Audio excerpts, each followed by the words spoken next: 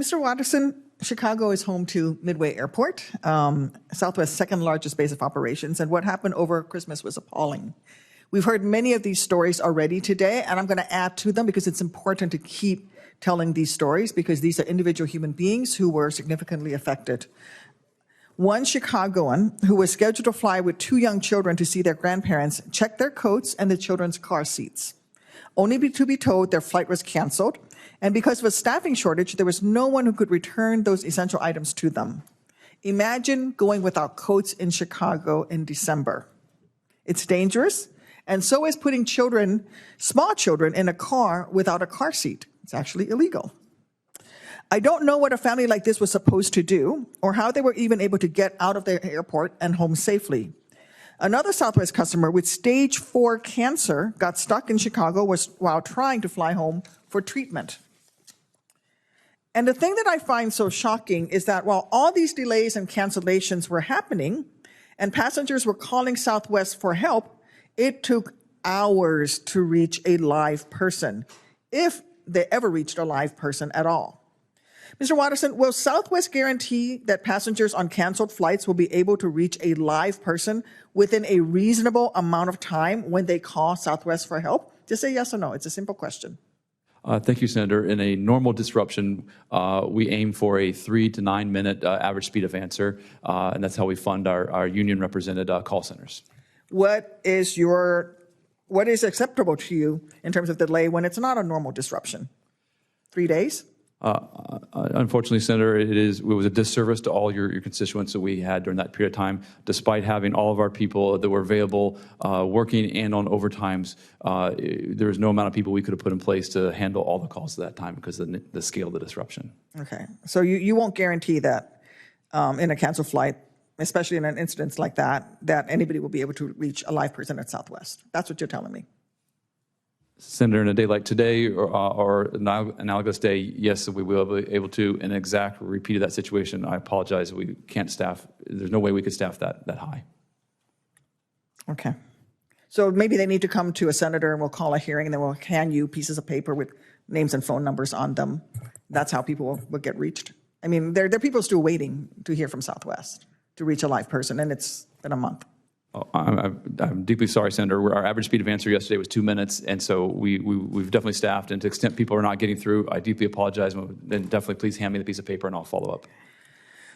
For someone with a disability, such as a visual impairment, the inability to reach someone by phone at Southwest is especially frustrating.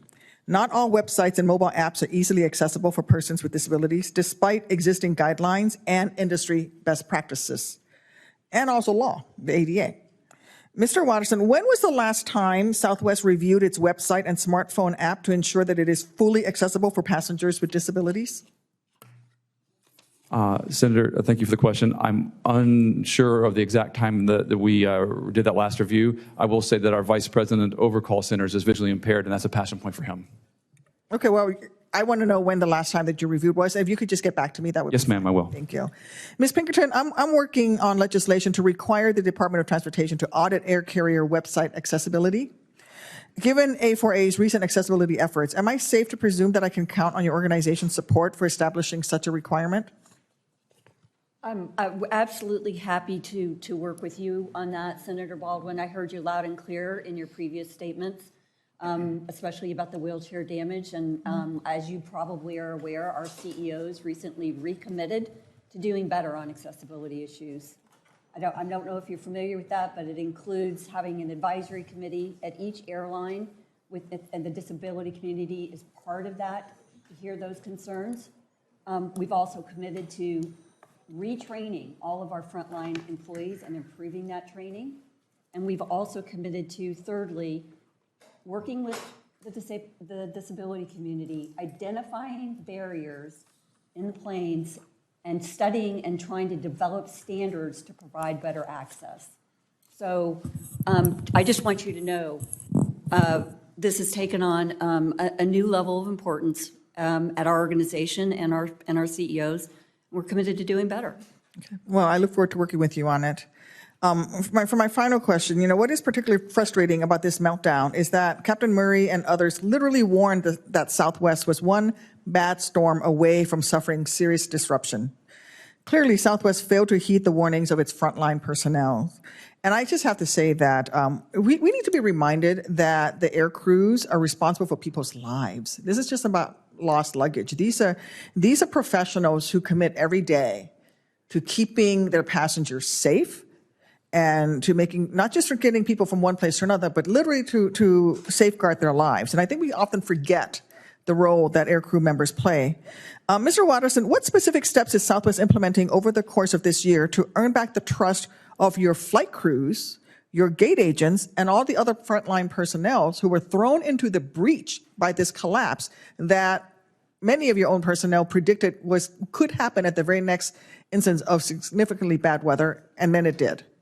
What are you doing to earn back the trust of your crews and personnel? Thank you, Senator. That's a very important point for us to do. And so within our lessons learned work, we look at systemic issues we face here. We're involving our union leaders, both in the input stage right now of what their opinions of what went wrong. We had a session with both our flight attendant and pilot unions, as well as our other frontline workforces. And we committed to them that once we have a comprehensive view of what went wrong, we will then share the recommendations out of that and work with them on developing the details of that. Because I think involving them in the work to make sure this doesn't happen again is the best way to show engagement with them and to make sure it doesn't happen again. I'm going to ask you a question for the record, and I want you to respond to me in writing.